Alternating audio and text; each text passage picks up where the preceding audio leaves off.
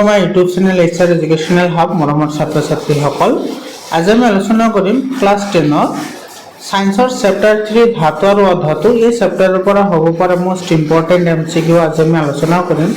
ইয়াৰ আগতে আমি 9টা চেপ্টাৰৰ এমসিকিউ আলোচনা কৰিছিলোঁ যিবোৰ এমসিকিউ তোমালোকৰ হাফ ইয়াৰলি এক্সামত লাগিছিল আৰু তোমালোকে যিসকলে মোৰ ভিডিঅ'বোৰ চাইছা বা মোৰ যিসকলে পিডিএফ ফাইলবোৰ লৈছা তেহঁতে গম পাইছা যে কিমান পাৰ্চেন্ট কমন পৰিছে। তো মোৰ মতে তো তোমাৰ 100% কমন পৰিছে আৰু তোমালোকৰ যেটো আহিবলগীয়া মেট্ৰিক পৰীক্ষা আছে সেই মেট্ৰিক পৰীক্ষাত মই যিবোৰ এমসিকিউ দিছো তাৰ পৰা 95তকৈ বেছি পাৰ্চেন্ট তোমাৰ কমন পৰিব বুলি আশা আছে যেহেতু তোমাৰ হাফ ইয়াৰলিটো তেনেকুৱা ধৰণৰ কমন আহিছে।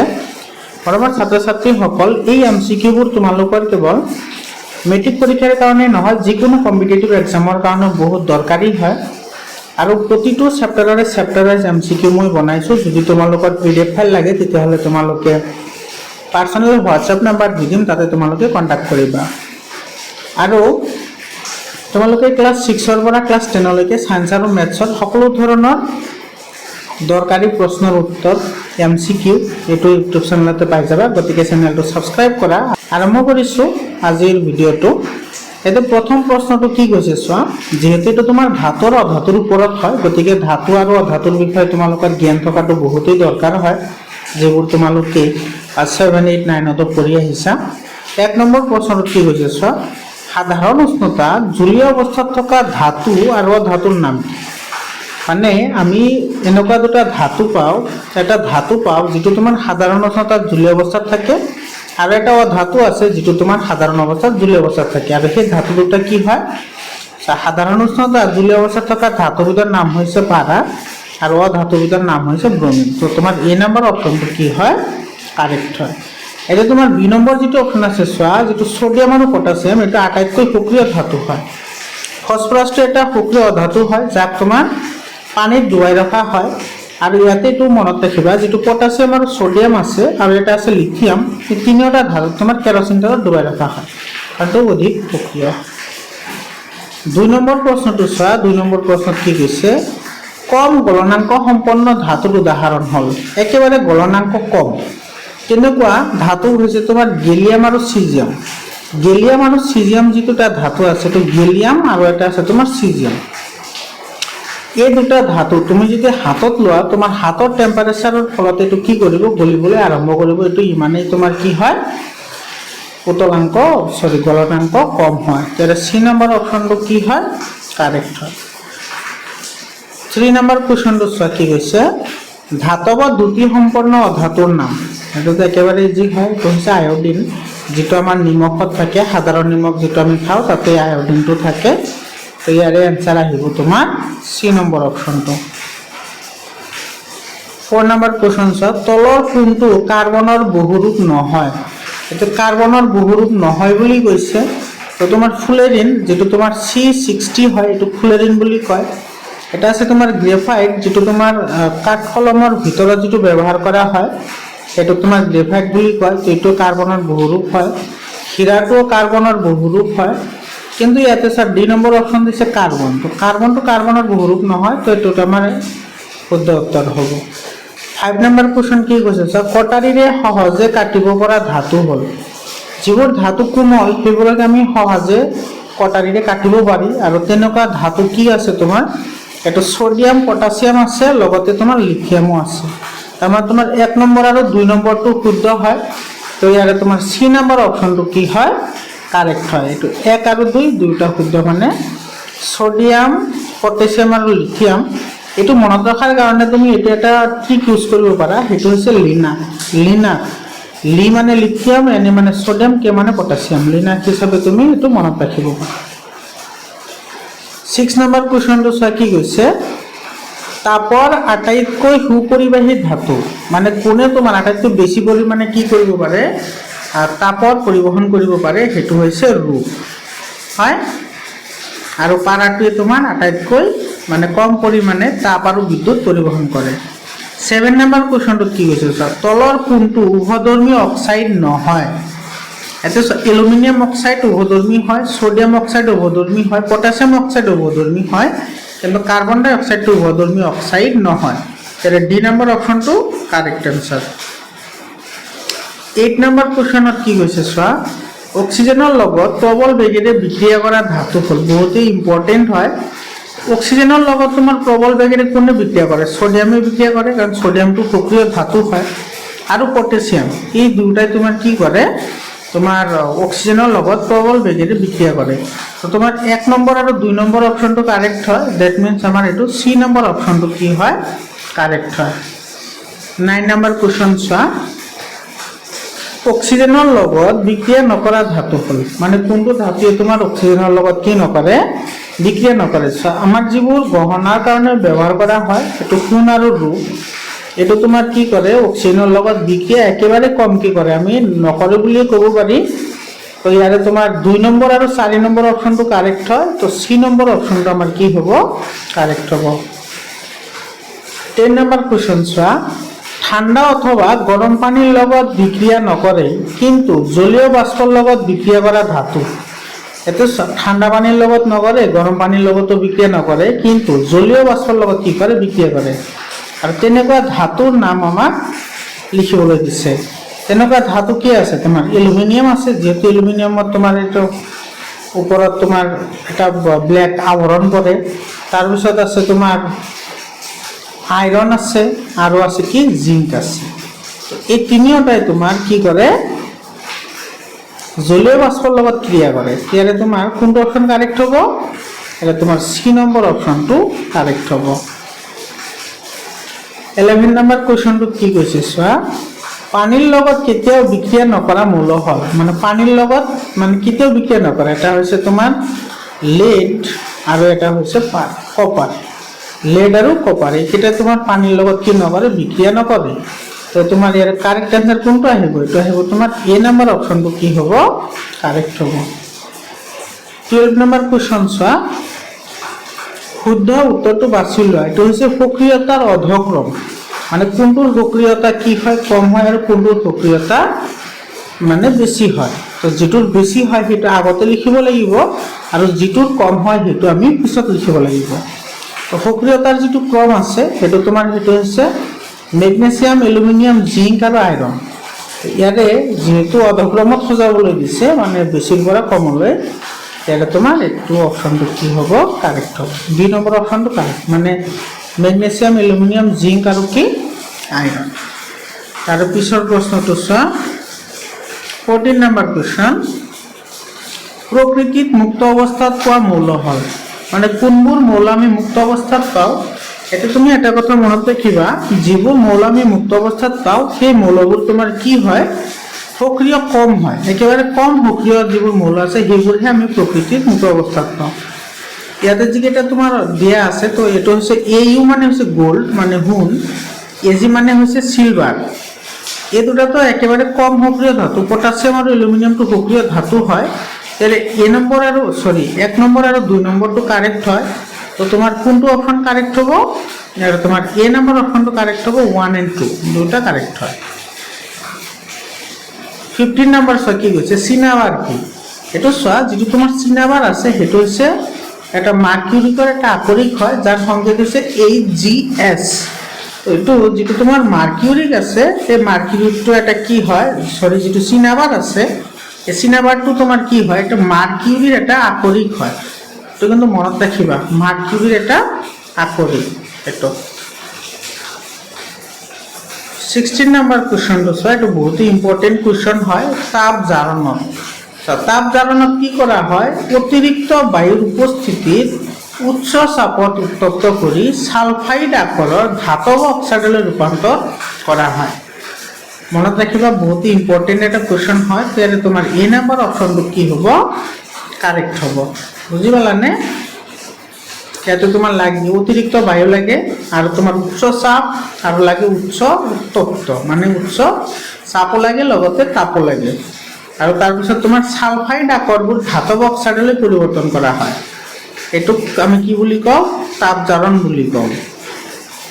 17 নম্বৰ কুৱেশ্যন চোৱা, পৰিমিত বায়ুৰ উপস্থিতিত উচ্চ তাপত কাৰ্বনেট আকৰক ধাতব অক্সাইডলৈ পৰিণত কৰা প্ৰক্ৰিয়াটোক কি বুলি কোৱা হয়, দ্ৰৱীকৰণ বুলি কোৱা হয়। তাপ জাৰণত তোমাৰ কি কৰা হৈছিল সালফাইড আকৰক ধাতৱ অক্সাইডলৈ পৰিৱৰ্তন কৰা হৈছিল আৰু ইয়াতে তোমাৰ কাৰ্বনেট আকৰক বোৰক কি কৰা হয় ধাতৱ অক্সাইডলৈ পৰিৱৰ্তন কৰা হয় এইটো হৈছে লব্ধীকৰণ 18 নম্বৰ কোৱেশ্চন চোৱা ভাৰতবৰ্ষত গহনা তৈয়াৰ কৰিবলৈ ব্যৱহাৰ কৰা সোণ এতিয়া আমাৰ যেটো তোমাৰ 100% বিশুদ্ধ সোণ আছে এটো তোমাৰ থাকে 24 ক্যাৰেটৰ যেটো কোমল হয় যেটো কি হয় কোমল বহুত কোমল হয় ইয়াৰ সহায়ত আমি গহনা বনালে আমি নিৰ্দিষ্ট আকৃতি দিব নোৱাৰো সেই কাৰণে তোমাৰ তাতে কি কৰা হয় অলপ পৰিমাণে সোণ মিহলোৱা হয় এজি মানে সিলভাৰ ৰূপ মিহলোৱা হয় ৰূপ যাৰ ফলত এটো কি হৈ যায় টান হয় আৰু তোমাৰ কিমান পাৰ্সেন্ট মিহলোৱা হয় তাতে মোটামুটি 2% মিহলোৱা হয় তো সেইটো হৈছে তোমাৰ 22 ক্যাৰেটৰ আৰু তোমাৰ বি নম্বৰ অপশনটো কি হয় কাৰেক্ট হয় তাৰ পিছৰ প্ৰশ্নটো 19 নম্বৰ কোৱেশ্চন চোৱা কি কৈছে বিশুদ্ধ লৌহৰ কোমল মানে যেটো আমাৰ বিশুদ্ধ লৌহ আছে হেতু কোমল হয় ইয়াক কঠিন কৰিবলৈ কি ব্যৱহাৰ কৰা হয় ইয়াক কঠিন কৰিবলৈ তোমাৰ কাৰ্বন ব্যৱহাৰ কৰা হয় আৰু কাৰ্বনটো ব্যৱহাৰ কৰা হয় কিমান 0.05% ইউজ কৰা হয় তো আমাৰ যিবোৰ লৌহ আছে মানে আয়ৰন আছে সেইবোৰ তোমাৰ কার্বনও মিক্স থাকে আর এই কার্বনে তোমার কি করে আয়রনের লুপ তোমার দৃঢ়তা প্রদান করে মানে কঠিন হওয়াত সহায় করে তো ইয়ারে তোমার কারেক্ট অ্যান্সার কোনটো আহিব এটা তোমার এ নাম্বার অপশনটো কারেক্ট হ'ব এর পিছত চোৱা ইয়াতে যিকেইটা এমসিকিউ দিয়া হৈছে বহুতেই ইম্পৰ্টেন্ট হয় তোমালোকৰ পৰীক্ষাত তেনেকুৱা ধৰণৰ প্ৰশ্ন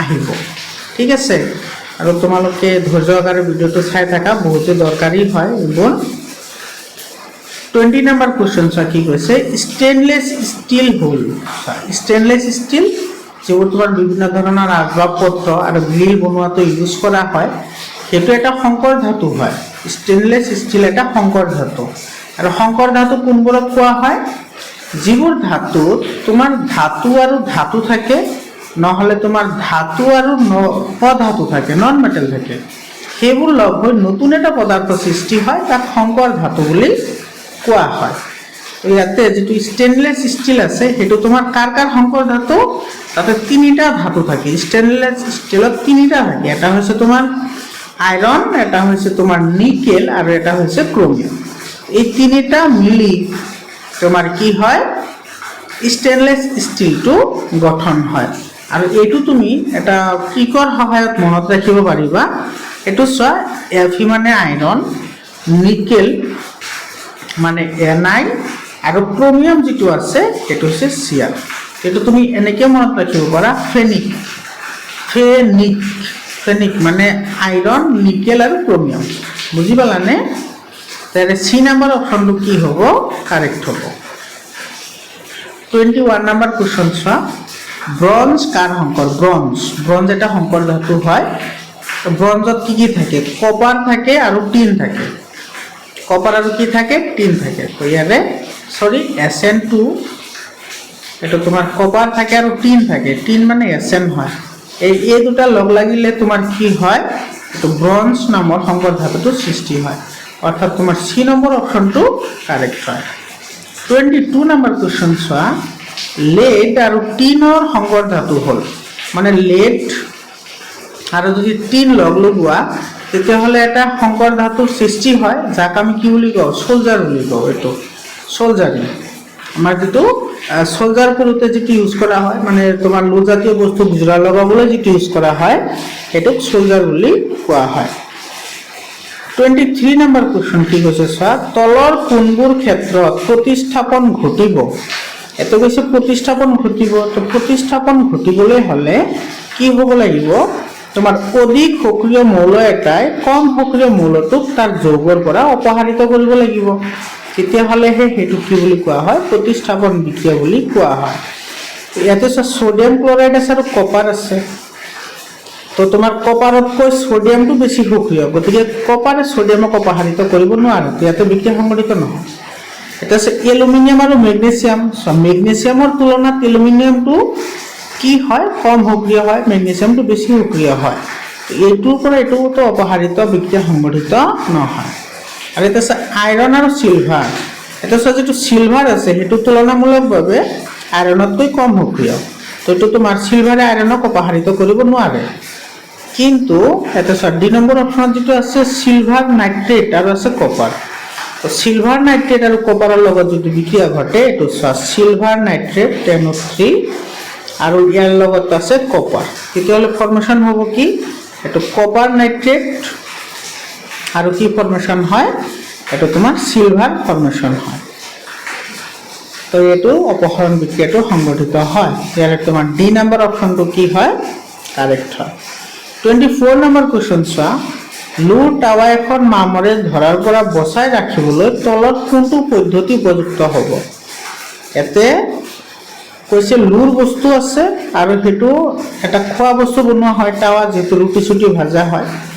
তো সেইবোৰত আমি কিহৰ সহায়ত মামৰে ধৰাৰ পৰা আমি ৰোধ কৰিব পাৰোঁ, কি ব্যৱহাৰ কৰিব পাৰোঁ। তাতে যদি গ্ৰীজ ব্যৱহাৰ কৰোঁ তাৰমানে খাদ্য বস্তুটো বেয়া হৈ যাব, তো এইটো আমি ইউজ কৰিব নোৱাৰোঁ। যদি ৰং ব্যৱহাৰ কৰোঁ এইটো তাপ পালে এইটো নষ্ট হৈ যাব, তো এইটো আমি ইউজ কৰিব নোৱাৰোঁ। কিন্তু এইবোৰে মামৰ প্ৰতিৰোধ কৰাত সহায় কৰে। কিন্তু যিহেতু ইয়াতে আমাৰ টাৱাৰ কথা কৈছে, যিটো তোমাৰ খাদ্য সামগ্ৰী ব্যৱহাৰ কৰাত ইউজ কৰা হয়, সেইকাৰণে আমি এইটো গ্ৰীজ আৰু ৰং ব্যৱহাৰ কৰিব নোৱাৰোঁ। কি কৰিব লাগিব জিংকৰ প্ৰলেপ ব্যৱহাৰ কৰিব লাগিব, জিংকৰ প্ৰলেপ। তেতিয়াহ'লে তোমাৰ চি নম্বৰ অপশ্যনটো কাৰেক্ট হ'ব।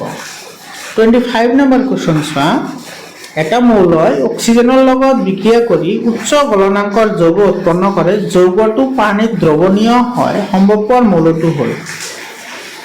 এটা যৌগ আছে যিটো যৌগ তোমাৰ কি কৰে অক্সিজেনৰ লগত বিক্ৰিয়া কৰে, ধৰি লোৱা X আৰু এইটো অক্সিজেনৰ লগত বিক্ৰিয়া কৰিছে, তো এইটোৰ সংকেত হ'ব X2O। আৰু সেই যৌগটো তোমাৰ কি হয় পানীত দ্ৰৱণীয় হয়, পানীত দ্ৰৱণীয় হ'ব লাগে মানে পানীত তোমাৰ কি হয় মিহলি হয়। তেতিয়াহ'লে যৌগটো কি হ'ব কেলছিয়াম হ'ব, কাৰণ তোমাৰ কেলছিয়ামে অক্সিজেনৰ লগত যদি বিক্ৰিয়া কৰে তেতিয়াহ'লে তোমাৰ কি উৎপন্ন হয় কেলছিয়াম অক্সাইড উৎপন্ন হয়। আৰু কেলছিয়াম অক্সাইড হৈছে পুৰা চূণ। কেলছিয়াম অক্সাইডটো কি চূণ হয় পুৰা চূণ, তোমালোকে পঢ়ি আহিছা 1st নম্বৰ চেপ্টাৰত। আৰু কেলছিয়াম অক্সাইড তোমাৰ কি হয় পানীত দ্ৰৱীভূত হয়, বুজি পালানে। তেনে শুদ্ধ উত্তৰটো আহিব এ নম্বৰ অপশ্যন। 26 নম্বৰ কুৱেশ্যন চোৱা তলৰ কোনটো ধাতু আটাইতকৈ কম তাপৰ পৰিবাহী, মানে তাপ একেবাৰে তোমাৰ কি কৰে কম পৰিবহন কৰে। তো সেইটো হ'ব তোমাৰ কি লিড। ইয়াৰ পিছত চোৱা 27 নম্বৰ কুৱেশ্যন অক্সিজেনৰ লগত কৰা বিক্ৰিয়া অনুসৰি সোডিয়াম জিংক কপাৰ আৰু মেগনেছিয়ামৰ সক্ৰিয়তাৰ ক্ৰম কি হ'ব। এটা আছে কি চোৱা সোডিয়াম জিংক কপাৰ আৰু মেগনেছিয়াম আছে। তো সোডিয়ামটো হৈছে আটাইতকৈ সক্ৰিয় ধাতু আৰু তাৰ ওপৰত আৰু এটা আছে, সেইটো হৈছে potassium. Potassium sodium magnesium aluminium zinc copper iron gold আৰু ৰূপ আছে, যিটো তোমাৰ সক্ৰিয়তাৰ ক্ৰম আছে। এইটো কিন্তু মনত ৰাখিব লাগিব। ইয়াৰ শুদ্ধ উত্তৰ আহিব তোমাৰ এই নম্বৰটো সোডিয়াম মেগনেছিয়াম জিংক কপাৰ। তাৰপিছত আছে এলুমিনিয়াম, বুজি পালানে। আৰু 28 নম্বৰ কুৱেশ্যনটো চোৱা তলৰ কোনটো ধাতু তাপৰ আটাইতকৈ বেছি সুপৰিবাহী, তাপৰ আটাইতকৈ বেছি সুপৰিবাহী মানে গুড কণ্ডাক্টৰ হৈছে তোমাৰ চিলভাৰ Ag। চিলভাৰটো হৈছে আটাইতকৈ বেছি তোমাৰ সুপৰিবাহী। কিন্তু কথা হ'ল যে বৈদ্যুতিক তাঁৰবোৰ বনোৱাত চিলভাৰ ইউজ নকৰে, ব্যৱহাৰ কৰে কপাৰ। কিহৰ কাৰণে তোমাৰ চিলভাৰটো দামী হয় আৰু কপাৰটো কম দামী হয়, এইটো সুলভ হয়, সেইকাৰণে আমাৰ এইটো ইউজ কৰা হয়। 29 নম্বৰ কুৱেশ্যন চোৱা তলৰ কোনটো ধাতুৱে পানীৰ লগত কোনো উষ্ণতাতে বিক্ৰিয়া নকৰে, কেতিয়াও বিক্ৰিয়া নকৰে। সেইটো হৈছে তোমাৰ কি কপাৰ আৰু ইফালে তোমাৰ চিলভাৰ, এই দুটাই তোমাৰ পানীৰ লগত মানে বিক্ৰিয়া মুঠেই নকৰে বুলি আমি ক'ব পাৰি। তো এই দুটা হ'ব চি আৰু ডি, দুটা কাৰেক্ট হয়। 30 নম্বৰ কুৱেশ্যনটো তলৰ কোনটো ধাতু সক্ৰিয়তাৰ ক্ৰমত হাইড্ৰজেনৰ তলত অৱস্থিত। যেহেতু তোমাৰ হাইড্ৰজেন কৈছে তোমাৰ ফাৰ্ষ্ট বৰ্গ 5 নম্বৰ চেপ্টাৰত পঢ়ি আহিছা হয়নে, ফাৰ্ষ্ট বৰ্গ হয়। তেতিয়া তোমাৰ কি হ'ব কপাৰ হ'ব। কপাৰৰ তলত কি আছে সেইটো আছে, সৰি হাইড্ৰজেনৰ তলত আছে কপাৰ। তো তোমাৰ ডি নম্বৰ অপশ্যনটো কাৰেক্ট অপশ্যন হয়। 31 নম্বৰ কুৱেশ্যন চোৱা বহুতো ইম্পৰ্টেণ্ট কুৱেশ্যন হয় এইটো। আয়নীয় যৌগবোৰ কি হয় চোৱা। আয়নীয় যৌগবোৰ মানে এটা ধাতু আৰু এটা আছে অধাতু। এটা ধাতু আৰু অধাতুৰ মাজত যদি ইলেক্ট্ৰনৰ ভাগ বতৰা কৰি যিটো যৌগ গঠন হয় সেইবোৰক আয়নীয় যৌগ বুলি কোৱা হয়। তো আয়নীয় যৌগবোৰৰ গলনাংকও বেছি হয় আৰু উতলাংকও বেছি হয়, কাৰণ সিহঁতৰ মাজত ইলেক্ট্ৰনৰ মাজত যিটো আকৰ্ষণ বল সেইটো বেছি হয়। তো ফলত ইহঁত গলাবলৈ হ'লে বেছি তাপ দিব লাগে আৰু উতলাবলৈ হ'লেও বেছি তাপ দিব লাগে। অৰ্থাৎ তোমাৰ ইয়াৰে উতলাংক আৰু গলনাংক দুয়োটাই কি হয়, উচ্চ হয়, দুয়োটাই বহুত বেছি হয়। তো কোনটো অপশ্যনত আছে সেইটো তোমাৰ এইটো বি নম্বৰ অপশ্যনত আছে। এইটো বি নম্বৰ অপশ্যনটো কি হ'ব, কাৰেক্ট হ'ব। 32 নম্বৰ কুৱেশ্যন চোৱা কি কৈছে, তলৰ কোনটো ইলেক্ট্ৰযুজি বা আয়নীয়, ইলেক্ট্ৰযুজি বা আয়নীয় যৌগ বুলিও কয়। এইটো ৱাটাৰটো তোমাৰ কি নহয়, ইলেক্ট্ৰযুজি যৌগ নহয়, বাকী গোটেইকেইটা ইলেক্ট্ৰযুজি হয়। এইটো তোমাৰ এলুমিনিয়াম অক্সাইডৰ ইলেক্ট্ৰযুজি, কেলছিয়াম অক্সাইডো হয়, মেগনেছিয়াম অক্সাইডো হয়, কিন্তু ৱাটাৰটো ইলেক্ট্ৰযুজি যৌগ নহয়। ইয়াৰ পিছত 33 নম্বৰ কুৱেশ্যনটো চোৱা। 33 নম্বৰ কুৱেশ্যনত কি কৈছে, আটাইতকৈ সক্ৰিয় ধাতুটো হৈছে পটাছিয়াম, যাৰ সংকেত হৈছে কে। যেহেতু তোমাৰ পটাছিয়ামটো আটাইতকৈ সক্ৰিয় ধাতু, সেইকাৰণে ইয়াক কি কৰা হয়, তোমাৰ কেৰচিনত ডুবাই ৰখা হয়, যাতে তোমাৰ অক্সিজেনৰ সংস্পৰ্শত আহিব নোৱাৰে। 34 নম্বৰ কুৱেশ্যন, চাৰিটা মৌল এ, বি, চি আৰু ডিৰ পাৰমাণৱিক সংখ্যা ক্ৰমে 15, 16, 17 আৰু 18। কোনটো মৌল আটাইতকৈ সুস্থিৰ? ইয়াতে চোৱা তোমাৰ চাৰিটা মৌল দিয়া আছে। এইটো চোৱা, এৰ পৰমাণু ক্ৰমাংক 15, তোমাৰ বিৰ পৰমাণু ক্ৰমাংক 16, চিৰ পৰমাণু ক্ৰমাংক 17 আৰু তোমাৰ ডিৰ পৰমাণু ক্ৰমাংক 18। এতিয়া এইটোৰ ইলেক্ট্ৰনীয় বিন্যাস লিখা, ইলেক্ট্ৰনীয় বিন্যাস লিখিলে এইটো কি হ'ব, 2, 8 আৰু 5। এইটো আহিব তোমাৰ 2, 8, 6, এইটো আহিব 2, 8, 7 আৰু এইটো আহিব 2, 8, 8, হয়নে? চোৱা, সেইবোৰ মৌল আটাইতকৈ বেছি কি হয়, সুস্থিৰ হয়, যিবোৰৰ বহিৰতম কক্ষত বেছি ইলেক্ট্ৰন থাকে। কাৰণ বেছি ইলেক্ট্ৰন থাকিলে তোমাৰ নিউক্লিয়াছৰ মাজত আকৰ্ষণ বল বাঢ়ে আৰু সেইকাৰণে ইহঁতে ইলেক্ট্ৰন হেৰুৱাৰ প্ৰৱণতাটো কমি যায়। তেতিয়া সৰ্বোচ্চ ইলেক্ট্ৰন কোনটোত আছে, ডি নম্বৰ অপশ্যনত আছে। মানে ডি নম্বৰ যিটো মৌল সেইটোত তোমাৰ 8টা ইলেক্ট্ৰন আছে বহিৰতম কক্ষত। মানে যিটো তোমাৰ ডি নম্বৰ মৌল আছে এইটোৰ যোজ্যতা হৈছে 0। বহিৰতম কক্ষত 8টা ইলেক্ট্ৰন থাকিলে তাৰ যোজ্যতা কি হয়, 0 হয়। এতিয়া তোমাৰ ইয়াতে কৈছে যে সুস্থিৰ, তো যিটো তোমাৰ বহিৰতম কক্ষত বেছি ইলেক্ট্ৰন থাকিব সেইটো বেছি সুস্থিৰ হয়। তো তোমাৰ এইটো ডি নম্বৰ অপশ্যনটো কি হ'ব, কাৰেক্ট হ'ব। 35 নম্বৰ কুৱেশ্যন, তলৰ কোনটো ধাতুৱে জিংক ছালফেটৰ পৰা জিংকক কি কৰে, অপহৰণ কৰে? এতিয়া চোৱা, জিংক ছালফেট আছে আৰু তাৰ পৰা আমাৰ অপহৰণ কৰিব লাগে জিংক। তাৰমানে ইয়াতে আমি এনেকুৱা এটা ধাতু ক'ব লাগিব যিটো ধাতুৱে তোমাৰ কি কৰিব পাৰে, জিংকক অপসাৰিত কৰিব পাৰে। মানে জিংকতকৈ বেছি কি হ'ব লাগিব, সক্ৰিয় হ'ব লাগিব। এতিয়া জিংকতকৈ বেছি সক্ৰিয় কোন আছে, মেগনেছিয়াম আছে। তো মেগনেছিয়াম হ'ব ইয়াৰে কাৰেক্ট এনচাৰ। তো তোমাৰ ইয়াতে যদি জিংক ছালফেট লোৱা আৰু লগতে লৈছা মেগনেছিয়াম, তেতিয়াহ'লে উৎপন্ন হ'ব তোমাৰ মেগনেছিয়াম ছালফেট প্লাছ জিংক। তো এইটো চব মেগনেছিয়াম ছালফেটটো ছেপাৰেট হৈ যাব। তাৰমানে তোমাৰ জিংকতকৈ মেগনেছিয়ামটো অধিক সক্ৰিয় হয়, সেইকাৰণে আমাৰ অপশ্যনটো কোনটো হ'ব, এ নম্বৰ অপশ্যনটো কাৰেক্ট হ'ব। 36 নম্বৰ কুৱেশ্যন চোৱা, অম্লৰাজ বা একুয়া ৰেজিয়া কি হয়? এইটো হৈছে তোমাৰ গাঢ় হাইড্ৰক্লৰিক এচিড আৰু নাইট্ৰিক এচিড। গাঢ় ল'ব লাগিব কিন্তু দেই, তুমি মনত ৰাখিবা। এইটোৰ এটা সদ্য প্ৰস্তুত মিশ্ৰণ হয় আৰু ইয়াৰ ৰেচিঅ' থাকে কিমান, 3:1। এইটো কিন্তু মনত ৰাখিবা, 3:1 ৰেচিঅ'ত থাকে। তো ইয়াৰে তোমাৰ শুদ্ধ উত্তৰ কোনটো আহিব, এ নম্বৰ অপশ্যনটো কি হ'ব, কাৰেক্ট হ'ব।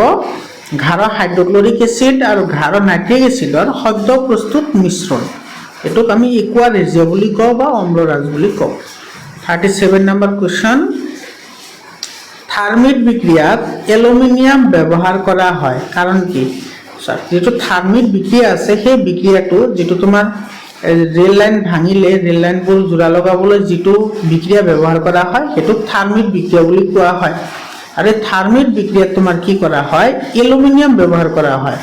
কিহৰ কাৰণে এলুমিনিয়াম ব্যৱহাৰ কৰা হয় কাৰণ তোমাৰ এলুমিনিয়ামে অক্সিজেনৰ লগত ভালদৰে ৰিয়েকশ্যন কৰি প্ৰচুৰ পৰিমাণে তাপ উৎপন্ন কৰিব পাৰে সেইকাৰণে এইটো ব্যৱহাৰ কৰা হয় তেনে ডি নম্বৰ অপশ্যনটো কাৰেক্ট হ'ব ইয়াৰ অক্সিজেনৰ প্ৰতি মানে আইৰণৰ অক্সিজেনৰ এলুমিনিয়ামৰ অক্সিজেনৰ প্ৰতি অধিক কি আছে আসক্তি আছে মানে তোমাৰ ভাল পোৱা আছে সেইকাৰণে এইটো ব্যৱহাৰ কৰা হয় 38 নম্বৰ কোৱেশ্চন চোৱা এইটো একেবাৰে ইজি কোৱেশ্চন হয় ধাতুৰ অক্সাইডবোৰ কি হয় তো ক্ষাৰকীয় হয় ধাতুৰ অক্সাইডবোৰৰ প্ৰকৃতি ক্ষাৰকীয় আৰু যিবোৰ তোমাৰ অধাতু আছে অধাতুৰ অক্সাইডবোৰৰ প্ৰকৃতি কি হয় আম্লিক হয় এসিডিক হয় এটো আম্লিক বা এসিডিক হয় অধাতুৰ যিবোৰ তোমাৰ অক্সাইড আছে 39 নম্বৰ কোৱেশ্চনত কি কৈছে চোৱা সোডিয়াম পৰমাণু আৰু সোডিয়াম আয়ন হল এটা সোডিয়াম পৰমাণুটো কি হয় পৰমাণুবোৰ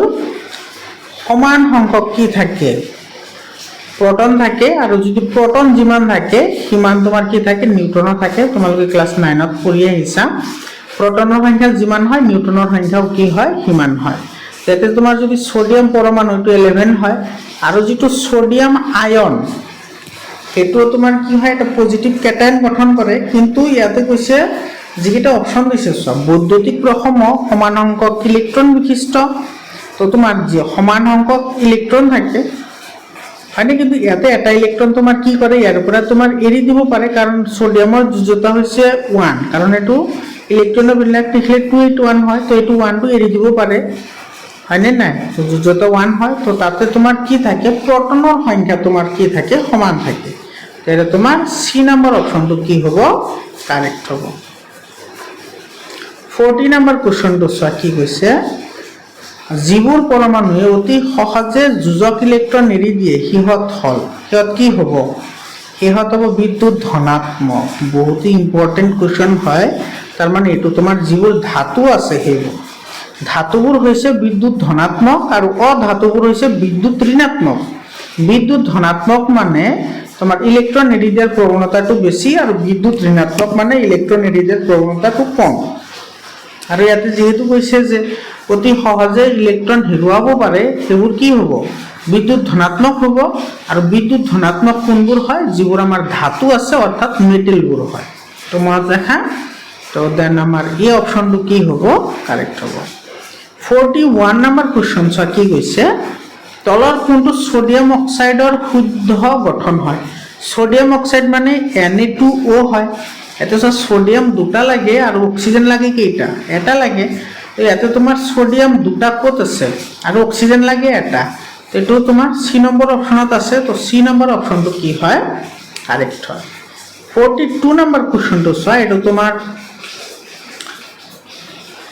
কেস স্টাডি বেস টাইপৰ কোৱেশ্চন হয় এটা চোৱা ধাতুৱে যদি মানে মেটেল এটা ললা আৰু তাৰ লগত হাইড্ৰক্লোৰিক এসিডে ৰিঅ্যাকশন কৰিছে তেতিয়াহলে ধাতব লৱণ উৎপন্ন হ'ব আৰু লগতে হাইড্ৰোজেন গেছ উৎপন্ন হ'ব ঠিক আছে তো ইয়াতে তোমাৰ ধাতুৰ নাম দিয়া আছে ইয়াতে গেছৰ উৎপত্তি দিয়া আছে যেতিয়া কপাৰে হাইড্ৰক্লোৰিক এসিডৰ লগত বিক্ৰিয়া কৰে তেতিয়াহলে গেছ উৎপন্ন হয় তে লুয়ে তোমাৰ যেতিয়া হাইড্ৰক্লোৰিক এসিডৰ লগত বিক্ৰিয়া কৰে তেতিয়াও তোমাৰ হাইড্ৰোজেন গেছ উৎপন্ন হয় মেগনেসিয়ামে যেতিয়া তোমাৰ হাইড্ৰক্লোৰিক এসিডৰ লগত বিক্ৰিয়া কৰে তেতিয়া তোমাৰ কি নহয় ইয়াতে গেছৰ উৎপত্তি নহয় আৰু জিংকে কৰিলেও গেছৰ উৎপত্তি হয় এতিয়া তোমাৰ এইখিনি তথ্যৰ পৰা তুমি এটোৰ শুদ্ধ উত্তৰটো দিব লাগে এটো তালিকাৰ পৰা তোমাৰ শুদ্ধ ক্ৰমটো মানে কোনটো শুদ্ধ হল শুদ্ধ কোনটো হ'ব স্যাৰ লুয়ে যদি যেতিয়া তোমাৰ আয়ৰন ক্লোৰাইড এটো লু প্লাস HCl এটোৰ লগত বিক্ৰিয়া কৰিলে কি উৎপন্ন হয় এটো আয়ৰন ক্লোৰাইড প্লাস তোমাৰ কি উৎপন্ন হয় হাইড্ৰোজেন গেছ এটো কাৰেক্ট হয় আৰু তোমাৰ জিংকে যেতিয়া তোমাৰ বিক্ৰিয়া কৰিব মানে জিংক প্লাস HCl তেতিয়া উৎপন্ন হয় তোমাৰ জিংক ক্লোৰাইড লগতে হাইড্ৰোজেন গেছ তো তোমাৰ 2 নম্বৰ আৰু 4 নম্বৰটো কি হয় কাৰেক্ট হয় আৰু তোমাৰ কপাৰে হাইড্ৰক্লোৰিক এসিডৰ লগত বিক্ৰিয়া কৰিলে ঘাৰ হাইড্ৰক্লোৰিক এসিডৰ লগত হে বিক্ৰিয়া কৰে তো ইয়াৰে তোমাৰ 2 আৰু 4 নম্বৰটো কাৰেক্ট হয় দ্যাট মিন্স ডি নম্বৰটো কি হ'ব কাৰেক্ট आंसर হ'ব 43 নম্বৰ কোৱেশ্চন চোৱা ইয়াতে তোমাৰ তিনিটা ডায়াগ্ৰাম দিয়া আছে তুমি ডায়াগ্ৰামৰ পৰা শুদ্ধ উত্তৰটো বাছি উলিয়াব লাগে ইয়াতে চোৱা কি আছে এটো মেগনেসিয়াম আছে আৰু হাইড্ৰক্লোৰিক এসিড আছে আৰু যিকেইটা তোমাৰ মেগনেছিয়ামৰ ক্ৰিষ্টেল আছে সেইকেইটা ভাহি আছে ওপৰতে, এইটো চোৱা ভাহি আছে। ইয়াতে তোমাৰ জিংক আছে আৰু ইয়াৰ লগত বিক্ৰিয়া ঘটিলে কি উৎপন্ন হ'ব, এইটো magnesium chloride plus hydrogen gas. এইটোৰ লগত বিক্ৰিয়া কৰিলে জিংক আছে আৰু হাইড্ৰক্লৰিক এচিড আছে, তো জিংক ক্লৰাইড আৰু হাইড্ৰজেন গেছ উৎপন্ন হ'ব। আৰু ইয়াতে আছে আইৰণ, তো আইৰণ ক্লৰাইড আৰু কি উৎপন্ন হ'ব, হাইড্ৰজেন গেছ তোমাৰ ইয়াতে উৎপন্ন হ'ব। এতিয়া তুমি এইকেইটাৰ পৰা এনসাৰ দিব লাগে। কি এনসাৰ দিব লাগে এইটো চোৱা। পৰীক্ষানলী এ বেলেগ ধৰণে বিক্ৰিয়া কৰে, কাৰণ কি এই ইয়াতে লক্ষ্য কৰা। ইয়াতে তোমাৰ যিটো ইয়াতে চোৱা যিকেইটা গেছ আছে গেছৰ লগত কিন্তু কোনোটোৰে ক্ৰিষ্টেল ভাহি উঠা নাই, ইয়াতেও ভাহি উঠা নাই, ইয়াতেও উঠা নাই। কিন্তু ইয়াতে মেগনেছিয়ামে যেতিয়া এইটো তোমাৰ মেগনেছিয়ামে যেতিয়া তোমাৰ হাইড্ৰক্লৰিক এচিডৰ লগত ৰিয়াকশ্যন কৰে তেতিয়াহ'লে তোমাৰ MgCl2 প্লাছ হাইড্ৰজেন গেছ উৎপন্ন কৰে। আৰু এই যে হাইড্ৰজেন গেছ যিটো উৎপন্ন কৰে, হাইড্ৰজেন গেছৰ কাৰণে যিকেইটা তোমাৰ মেগনেছিয়ামৰ ক্ৰিষ্টেল থাকে সেই মেগনেছিয়ামৰ ক্ৰিষ্টেলবোৰ কি কৰে, তোমাৰ এচিডৰ ওপৰত ভাহিবলৈ আৰম্ভ কৰে। বুজি পালানে? বাকীকেইটা কিন্তু তোমাৰ মানে নৰ্মেলি ওলাই যায়। তো ইয়াতে যিকেইটা অপশ্যন দিছে অপশ্যনকেইটা চোৱা। মেগনেছিয়ামে হাইড্ৰক্লৰিকতকৈ পাতল, এইটো নহয়। এইটো মেগনেছিয়ামে হাইড্ৰক্লৰিক এচিডৰ লগত বিক্ৰিয়া কৰি হাইড্ৰজেন গেছ উৎপন্ন কৰে বাবে ভাহি থাকে। আমাৰ এই অপশ্যনটো কি হয়, কাৰেক্ট হয়। তো আমাৰ বি নম্বৰ অপশ্যনটো কি হ'ব, কাৰেক্ট হ'ব। যিটো তোমাৰ মেগনেছিয়ামে যেতিয়া তোমাৰ হাইড্ৰক্লৰিক এচিডৰ লগত বিক্ৰিয়া কৰে তেতিয়াহ'লে তোমাৰ মেগনেছিয়াম ক্লৰাইড আৰু তোমাৰ হাইড্ৰজেন গেছ উৎপন্ন হয়। আৰু এই হাইড্ৰজেন গেছৰ কাৰণে মেগনেছিয়ামৰ ক্ৰিষ্টেলবোৰ ওপৰত কি কৰে, ভাহি থাকে। বুজি পালা? 44 নম্বৰ কুৱেশ্যন চোৱা। ইয়াতে কেবুল বনোৱা যিবোৰ তোমাৰ আমাৰ ৱাইফাই লগাই বা তোমাৰ ইলেক্ট্ৰিক কাৰেণ্ট যেতিয়া লগাই তেনেকুৱা এটা কোম্পানী আছে, আৰু সেই কোম্পানীয়ে কিছুমান কেবুল বনাব। আৰু সেই কেবুল বনোৱা কাৰখানাত তলত দিয়া ধৰণে মৌলসমূহক কি কৰা হৈছে, শ্ৰেণীভুক্ত কৰা হৈছে।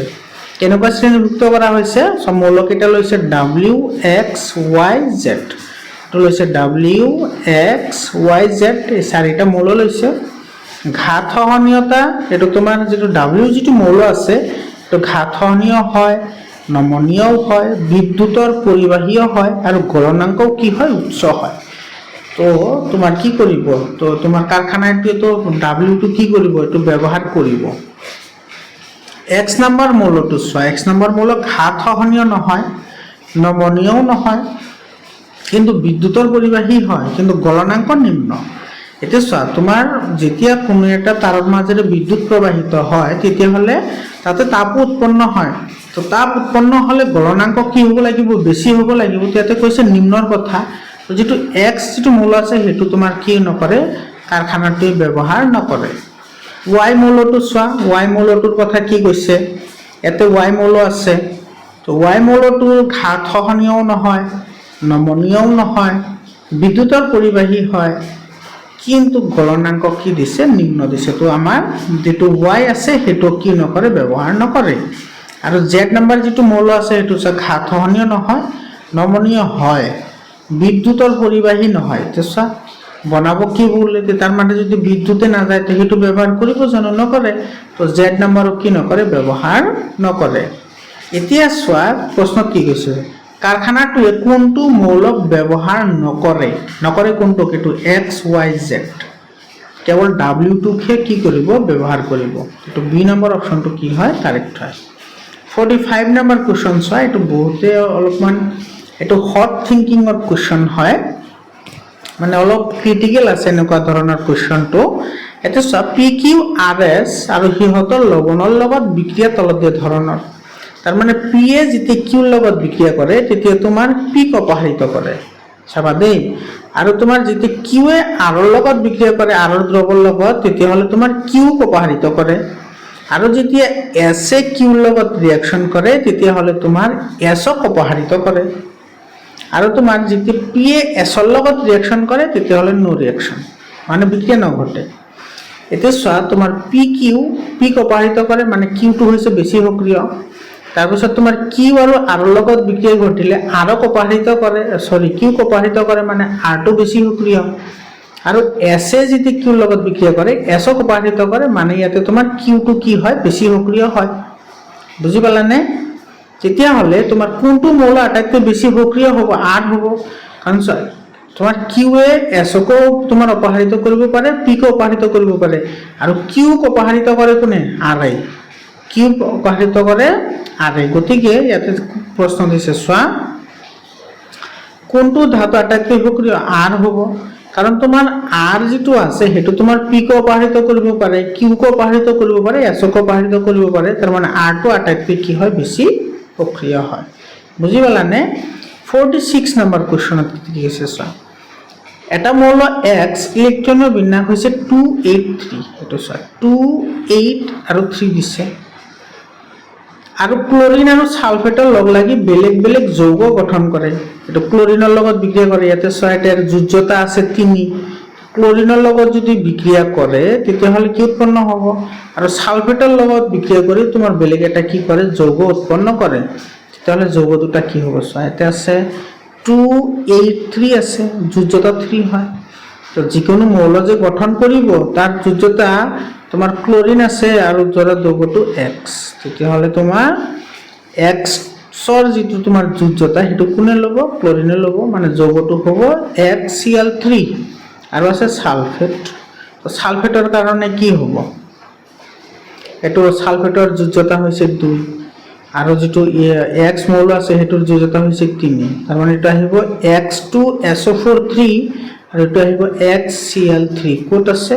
এটা তোমাৰ সি নম্বৰ অপশ্যনত আছে। গতিকে সি নম্বৰ অপশ্যনটো কি হয়? কাৰেক্ট হয়।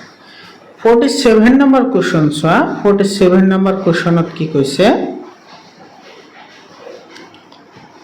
এটা মৌল এম, এটা মৌল আছে আমাৰ এম, লঘু সালফিউৰিক এচিডৰ লগত বিক্ৰিয়া কৰি বৰণহীন এটা গেছ উৎপন্ন কৰে, আৰু এইটো বিক্ৰিয়া কৰে তোমাৰ হাইড্ৰক্লৰিক এচিডৰ লগত, আৰু তেতিয়াহ'লে উৎপন্ন হ'ব কি? এইটো এইটো উৎপন্ন হ'ব তোমাৰ MCl2 আৰু হাইড্ৰজেন গেছ, হয়নে? যিয়ে জ্বলি থকা দিয়াচলাইৰ কাঠিৰ সংস্পৰ্শত আহিলে জ্বলি উঠে। মানে তোমাৰ কি কৰে? জুই জ্বলাত সহায় কৰে। এতিয়া তোমাৰ জুই জ্বলাত সহায় কৰে কোনে? জুই জ্বলাত সহায় সেইসকলে কৰিব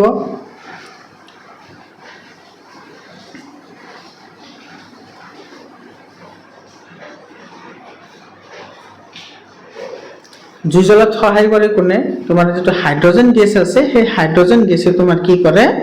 জুই জ্বলাত সহায় কৰে হাইড্ৰজেন গেছে। এতিয়া কৈছে তোমাৰ জ্বলি উঠে। তো মৌল এমটো কি হ'ব? যিটো মৌল এম আছে সেই এম মৌলটো কি হ'ব? সেই এম মৌলটো হ'ব ছডিয়াম। যেতিয়া তোমাৰ সালফিউৰিক এচিডৰ কথা কৈছে, ইয়াতে চোৱা ছডিয়াম লোৱা আৰু সালফিউৰিক এচিড মানে H2SO4, ইয়াৰ লগত যিটো বিক্ৰিয়া ঘটিব উৎপন্ন হ'ব ছডিয়াম সালফেট আৰু হাইড্ৰজেন গেছ। আৰু এই হাইড্ৰজেন গেছে তোমাৰ কি কৰে? জুই জ্বলাত সহায় কৰে। ইয়াতে তোমাৰ যৌগটো হ'ব ছডিয়াম। 48 নম্বৰ কুৱেশ্যনটোত কি কৈছে চোৱা, আয়নীয় যৌগৰ ক্ষেত্ৰত কোনটো অশুদ্ধ? বহুত ইম্পৰ্টেণ্ট এটা কুৱেশ্যন হয়। আয়নীয় যৌগবোৰ কি কি অপশ্যন দিছে চোৱা। পানীটো দ্ৰৱণীয়, পানীটো দ্ৰৱণীয় হয়ে এইটো। তাৰপিছত কৈছে তোমাৰ কঠিন অৱস্থাত বিদ্যুতৰ পৰিবাহী নহয়, এইটো তোমাৰ মিছা কথা। এইটো কি কথা? মিছা কথা। আয়নীয় যৌগবোৰ কঠিন অৱস্থাত বিদ্যুৎ পৰিবহন নকৰে, কিন্তু জলীয় অৱস্থাত বিদ্যুৎ পৰিবহন কৰে। সেইকাৰণে তোমাৰ যদি কোনো এটা তুমি ৱাটাৰ লৈছা আৰু তাৰ মাজত ইলেক্ট্ৰিচিটি কণ্ডাক্ট নকৰে, তুমি যদি তাতে ছডিয়াম ক্লৰাইড দি দিয়া, লগে লগে কি কৰিব? বিদ্যুৎ পৰিবহন কৰিব। কাৰণ তোমাৰ ছডিয়াম ক্লৰাইডটো এটা কি হয়? আয়নীয় যৌগ হয়। আৰু সেই আয়নীয় যৌগবোৰ যেতিয়া ৱাটাৰত আহে তেতিয়া তোমাৰ ছডিয়াম আৰু ক্লৰিনলৈ কি হৈ যায়? বিযোজিত হৈ যায়। আৰু এই ক্লৰিনৰ কাৰণে সিহঁতে কি কৰিব পাৰে? বিদ্যুৎ পৰিবাহিত কৰিব পাৰে। কিন্তু এইটো যেতিয়া গোটা অৱস্থাত থাকিব, ছডিয়াম ক্লৰাইডটো ক্ৰিষ্টেল অৱস্থাত থাকিব, ই তেতিয়া বিদ্যুৎ পৰিবহন কৰিব নোৱাৰে। সেইটো বি নম্বৰ অপশ্যনটো কাৰেক্ট হ'ব। আৰু তোমাৰ আয়নীয় যৌগবোৰৰ গলনাঙ্ক আৰু উতলাঙ্ক বহুত বেছি, আৰু গলিত অৱস্থাত কি কৰে? বিদ্যুৎ পৰিবহন কৰে, কিন্তু কঠিন অৱস্থাত বিদ্যুৎ পৰিবহন নকৰে। যেহেতু অশুদ্ধ ওলাবলৈ দিছিল, বি নম্বৰ অপশ্যনটো কাৰেক্ট।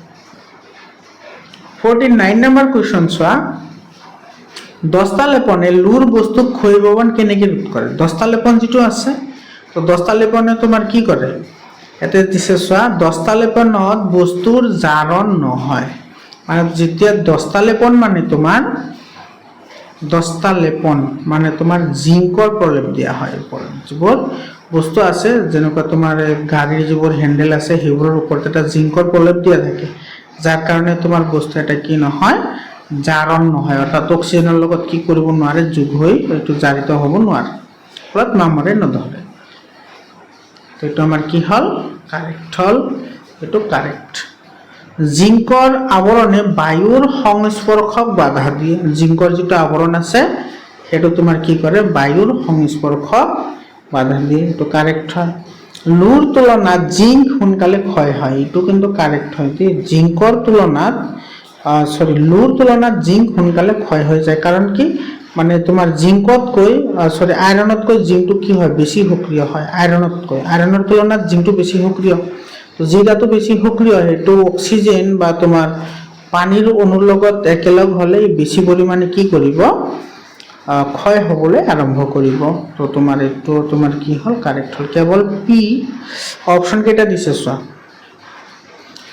কেৱল পি কেৱল কিউ কেৱল পি আৰু কিউ আৰু 2 নম্বৰ দিছে কেৱল কিউ আৰু আৰ এটা আমি কাৰেক্ট কোনটো পালো কিউ আৰু আৰ এই দুটা অপশ্যন কাৰেক্ট পালো এইটো অপশ্যন কাৰেক্ট এইটো অপশ্যন কাৰেক্ট তো তোমাৰ এৰ শুদ্ধ উত্তৰ হ'ব তোমাৰ ডি নম্বৰ অপশ্যনটো কাৰেক্ট অপশ্যন হ'ব কেৱল কিউ আৰু আৰ এৰ পিছত আছে তোমাৰ 50 নম্বৰ কোৱেশ্চন চোৱা মৰমৰ ছাত্ৰ ছাত্ৰীসকল 50 নম্বৰ কোৱেশ্চনটো ডিসকাশন কৰাৰ আগতে তোমালোকক মোৰ হোৱাটছআপ নম্বৰ লৈ লোৱা 7002824673 এইটো নম্বৰত হোৱাটছআপ কৰিবা মই তোমালোকক পিডিএফ ফাইলবোৰ প্ৰভাইড কৰিম আৰু তোমালোকৰ ওচৰত যদি হাফ ইয়াৰলি কুৱেশ্যন পেপাৰ থাকে সায়েন্স আৰু মেথছৰ ক্লাছ 9 আৰু 10ৰ তেতিয়াহ'লে মোক এইটো নম্বৰত পিডিএফ কৰি পঠাই দিবা সহায় হ'ব ইয়াৰ পিছত চোৱা 50 নম্বৰ কুৱেশ্যনত কি কৈছে বিদ্যুৎ বিশ্লেষণৰ দ্বাৰা ধাতুৰ শোধনত ঋণাত্মক ইলেক্ট্ৰডত কি ঘটে বিদ্যুৎ বিশ্লেষণৰ সহায়ত ধাতুৰ পৰা যিবোৰ অলাগতিয়াল পদাৰ্থ থাকে সেইবোৰ আমি সেপাৰেট কৰি যেটো আমাৰ বিশুদ্ধ ধাতু থাকে হেতুক আমি কি কৰিব পাৰো সেপাৰেট কৰিব পাৰো আৰু তাতে যেটো ঋণাত্মক যেটো তোমাৰ ইলেক্ট্ৰড আছে তাতে কি সংঘটিত হয় তো ইয়াৰে অপচন যি কেটা দিছে সেই অপচন কেটাৰ ভিতৰত তোমাৰ ডি নম্বৰ অপচনটো কাৰেক্ট হ'ব ধাতৱীয় আয়নে উদাসীন পৰমাণু হ'বলৈ ইলেক্ট্ৰন কি কৰে গ্ৰহণ কৰে তো এটো তোমাৰ যেটো তোমাৰ নেগেটিভ ইলেক্ট্ৰড আছে এই নেগেটিভ তোমাৰ ইলেক্ট্ৰডত ধাতৱীয় আয়নে উদাসীন পৰমাণু হ'বলৈ ইলেক্ট্ৰনবোৰ গ্ৰহণ কৰিব যাৰ ফলত এটো উদাসীন হৈ যাব তো ডি নম্বৰ অপচনটো কাৰেক্ট অপচন হয় 51 নম্বৰ কোৱেশ্চন কি কৈছে চোৱা এলুমিনিয়াম আইৰন কপাৰ আৰু সোডিয়াম এলুমিনিয়াম আইৰন কপাৰ আৰু সোডিয়াম কাটি সিহঁতক ধাতব দুটি পৰ্যবেক্ষণ কৰাত দেখা গ'ল যে এটা ধাতুৰ ধাতব দুটি আটাইতকৈ আগত আৰু কম সময়ত নোহোৱা হৈছে এতে তোমাৰ কি কৈছে এটা চোৱা এলুমিনিয়াম তাৰ পিছত আছে তোমাৰ আইৰন তাৰ পিছত আছে কপাৰ তাৰ পিছত আছে সোডিয়াম ইয়াতে তোমাৰ এই চাৰিটা ধাতু আছে একেটা ধাতব দুটি সম্পন্ন হয় ধাতব দুটি মানে ইয়াৰে তোমাৰ চিকমিকাই থাকে পৃষ্ঠটো তো দেখা গ'ল যে কাটি থোৱাৰ পিছত এটা ধাতু সোনকালে কি হৈ গৈছে তোমাৰ মানে যেটো ধাতব দুটি হেতু নোহোৱা হৈছে ইয়াৰে পৰা আমি কি বুজি পালো যে যেটো তোমাৰ বেছি সক্ৰিয় হেতু তোমাৰ বায়ুমণ্ডলত থকা অক্সিজেন আৰু জলীয় বাষ্পৰ লগত সোনকালে বিক্ৰিয়া কৰিছে ফলত সিহঁত ধাতব দুটিটো নোহোৱা হৈ গৈছে তো ইয়াতে যি এটা মৌল আছে গোটেই কেটা মৌলতকৈ সোডিয়ামটো আটাইতকৈ বেছি সক্ৰিয় এই কাৰণে তোমাৰ সোডিয়াম ধাতুটোৰ যেটো ধাতব দুটি হেতু সোনকালে নষ্ট হৈ গৈছে তো ইয়াৰে তোমাৰ কাৰেক্ট অপচন কোনটো আহিব এটো বি নম্বৰ অপচনটো কি হ'ব কাৰেক্ট হ'ব 52 নম্বৰ কোৱেশ্চনত কি কৈছে চোৱা এটো এছাৰশন আৰু ৰিজনিংৰ কোৱেশ্চন হয় এইবোৰ ধাতুবোৰ সনাদি গুণ সম্পন্ন মানে তোমাৰ কোনো এটা বস্তুৰে ধাতুবোৰক আঘাত কৰিলে টং টং বা ৰিং ৰিং কৰি বাজি উঠে এটো কাৰেক্ট হয় ধাতুবোৰ ঠুনুকা নহয় না ধাতুবোৰ কঠিন হয় আৰু হাতৰিৰে কোবালে টুকুৰা টুকুৰ হৈ যায় এটো মিছা কথা আৰু এছাৰশন আৰু ৰিজনিংৰ যি কেটা তোমাৰ অপচন আছে এটো এ বি সি ডি যি কেটা অপচন আছে গোটেই কেটা এছাৰশন আৰু ৰিজনিংৰ কাৰণে অপচন একে হয় যেহেতু তোমাৰ এছাৰশন আৰু ৰিজনিঙৰ কুৱেশ্যন আগতেও আলোচনা কৰা হৈছে। 9টা চেপ্টাৰত তোমাৰ এছাৰশন আৰু ৰিজনিং আলোচনা কৰা হৈছে আৰু গোটেইকেইটা চেপ্টাৰত তোমাৰ ইয়াতে অপশ্যন কেইটা দিয়া আছে। তো তোমালোকে এই ভিডিঅ'বোৰ চাবা আৰু অপশ্যনবোৰ পাবা।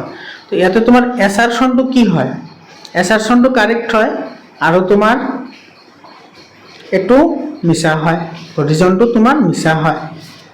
এটাৰ आंसर আহিব 53 নম্বৰ কোৱেশ্চনত চাই। এইটো এছাৰশন আৰু ৰিজনিঙৰ কোৱেশ্চন হয়। কি কৈছে, সোডিয়াম ক্লোৰাইডতকৈ ইথানলৰ গলনাংক আৰু উতলাংক কম। এইটো কাৰেক্ট হয়। ইথানল এটা হৈছে এলকহল, ইথানল এটা কি হয়, এলকহল হয়। আৰু যেটো সোডিয়াম ক্লোৰাইড এইটো হৈছে এটা তোমাৰ আইনীয় যৌগ। তো তোমাৰ ইথানলৰ হৈছে তোমাৰ কাৰ্বোহাইড্ৰেট হয়। ইথানল এটা কাৰ্বোহাইড্ৰেট যৌগ হয়, এলকহল হয়। ইয়াৰে তোমাৰ উতলাংক আৰু গলনাংক দুটা কম হয়, এইটো কাৰেক্ট হয়। তাৰপিছত তোমাৰ দিছে ৰিজন কি দিছে চোৱা, অনুসমূহৰ মাজত আকৰ্ষণীয় বল বেছি হোৱাৰ বাবে সোডিয়াম ক্লোৰাইড কঠিন হয়। এইটো সঁচা হয়, কাৰণ তোমাৰ আইনীয় যৌগ হয়। আইনীয় যৌগ মানে তোমাৰ ধাতু পৰা ধাতুলৈ ইলেক্ট্ৰনবোৰ গতি কৰে, মানে ইলেক্ট্ৰনৰ ভাগ বতৰা কৰি তোমাৰ কি কৰে, ভাগ বতৰা নকৰে, ইলেক্ট্ৰন দিয়ে। ইলেক্ট্ৰন দি সিহঁতে কি কৰে, যৌগ গঠন কৰে। আৰু এনেকৈ যৌগ গঠন কৰিলে সিহঁতৰ মাজৰ যিটো আকৰ্ষণ বল সেইটো তোমাৰ বহুত কি হয়, বেছি হয়, যাৰ ফলত সিহঁতে তোমাৰ কঠিন হৈ থাকে বা ক্ৰিষ্টেল আকাৰে থাকে। তো তোমাৰ এইটো এছাৰশন আৰু ৰিজন দুয়োটা শুদ্ধ হ'ল আৰু ৰিজনটো এছাৰশনৰ শুদ্ধ ব্যাখ্যাও হয়। 54 নম্বৰ কুৱেশ্যনটোত কি কৈছে চোৱা, এছাৰশন দিছে এইটো জিংক অক্সাইডক কাৰ্বনৰ লগত দাহিত কৰি জিংক ধাতুলৈ বিজাৰিত কৰিব পাৰি। এইটো কাৰেক্ট হয়। এইটো জিংক অক্সাইডক যদি আমি কাৰ্বনৰ লগত যদি দাহিত কৰোঁ তেতিয়াহ'লে উৎপন্ন হয় জিংক প্লাছ কাৰ্বন মনক্সাইড। তো আমি জিংক ইয়াতে পাই গ'লোঁ। কাৰ্বন জিংকতকৈ কম সক্ৰিয় হয় নেকি? নহয়, ইয়াতে কিন্তু এটা কথা লক্ষ্য কৰিবা দেই, ইয়াতে আছিল জিংক অক্সাইড, আমি বিক্ৰিয়া কৰাইছোঁ কাৰ্বনৰ লগত, উৎপন্ন হৈছে তোমাৰ জিংক প্লাছ কাৰ্বন মনক্সাইড। ইয়াতে লক্ষ্য কৰা, জিংকে তোমাৰ এইটো অক্সিজেনৰ পৰা তোমাৰ জিংকক ছেপাৰেট কৰি দিছে। তাৰ মানে কি হ'ল, ইয়াতে কাৰ্বনটো বেছি সক্ৰিয় হ'ল। কাৰ্বনটো কি হয়, বেছি সক্ৰিয় হয়। সেইকাৰণে তোমাৰ জিংকক অপসাৰিত কৰিব পাৰিছে আৰু নিজে কাৰ্বন মনক্সাইডলৈ বিজাৰিত হ'ব পাৰিছে, জাৰিত হ'ব পাৰিছে। তো তোমাৰ এছাৰশনটো কাৰেক্ট হয়। আৰু ইয়াতে কৈছে কাৰ্বন জিংকতকৈ কম সক্ৰিয়, এইটো মিছা কথা, কাৰণ তোমাৰ কাৰ্বনটো জিংকতকৈ বেছিহে সক্ৰিয় হয়, কম সক্ৰিয় নহয়। তো তোমাৰ ইয়াৰে এছাৰশনটো কাৰেক্ট আৰু ৰিজনটো ইনকাৰেক্ট হয়। এতিয়া চোৱা, যিকেইটা MCQ আছে গোটেইকেইটাত মই ডট ডট দিছোঁ, নহ'লে ৰাইট দিছোঁ, যাতে তোমালোকে যেতিয়া PDF ফাইল লোৱা তেতিয়াও তোমালোকৰ যাতে আৰু কোনো প্ৰব্লেম নাহে, ডাইৰেক্টলি যাতে পঢ়িব পাৰা, সেইকাৰণে মই এনচাৰকেইটা টিক কৰি ৰাখিছোঁ।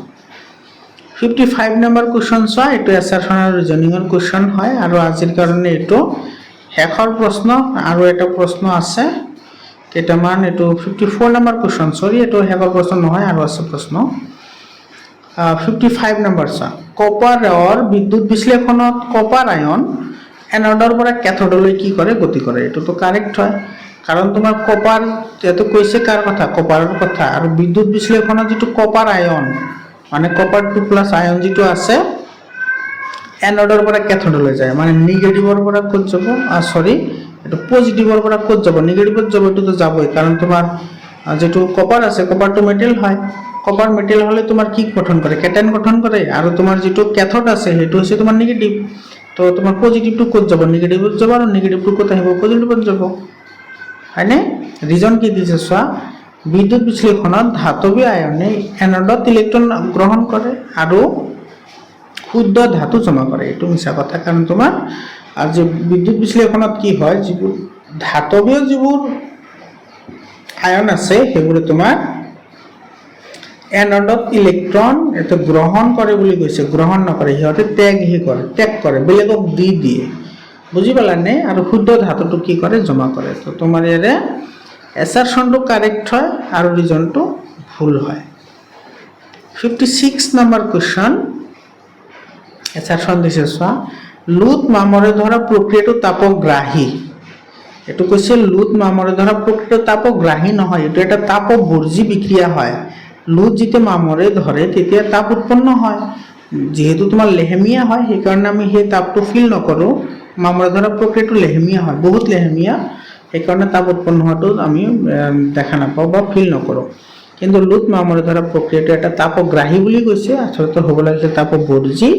তাৰ মানে আমাৰ এই বাক্যটো কি হয়, ভুল হয়।